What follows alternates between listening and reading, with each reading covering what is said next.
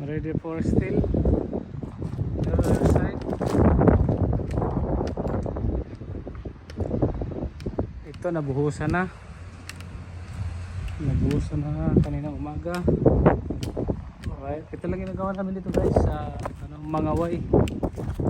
Mga pathway ganyan, twist. Yan.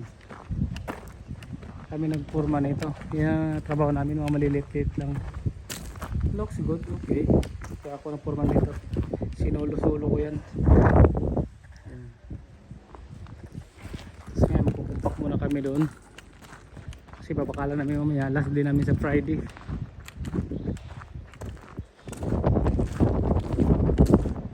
Partner ko. Yan. Yan.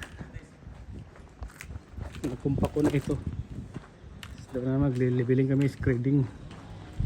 May pambara kaming ginawa na sakto siya sa kukumpakin na namin yan.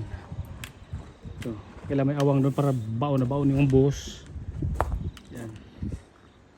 Alright guys, it's time to work now, 1 o'clock.